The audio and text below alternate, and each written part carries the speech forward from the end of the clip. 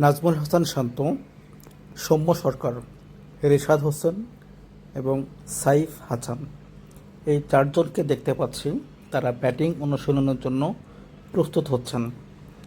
শান্ত bat হাতে এবং হাতে গ্লাভস নিয়ে ব্যাটিং মার্কের দিকে যাচ্ছেন, ব্যাটিং অনুশীলন শুরু করবেন। অনেকগুলো নিট বলারও আছে। মিশন অস্ট্রেলিয়াকে হোয়াইট ওয়াশ করা। রিশাদ হোসেন এবং নাজমুল হাসান শান্ত তারা এবং সৌম্য সরকার কথোপকথন শেষ করছেন। তানভীর ইসলামকে দেখা যাচ্ছে, উনিও এসছেন বোলিং করার জন্য।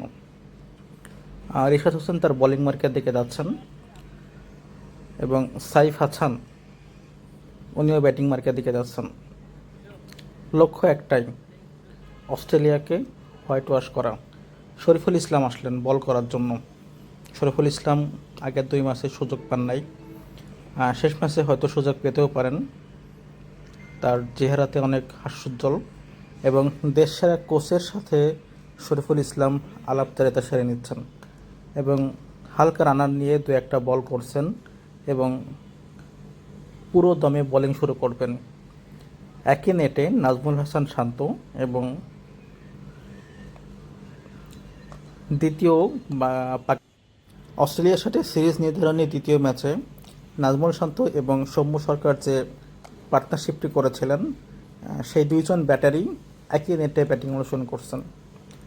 একদিকে শান্ত, অন্যদিকে সৌম্য সরকার, এবং সৌম্য সরকার ব্যাটিং করার আগে একটু শ্যাডো করে নিচ্ছেন ব্যাটটাকে সঞ্চালন করার জন্য।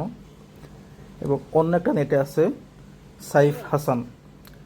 সাইফ হাসান, নাজমুল হাসান শান্ত এবং সৌম্য সরকার 3জন মিলে পুরো দমে ব্যাটিং অনুশীলন শুরু করেছেন।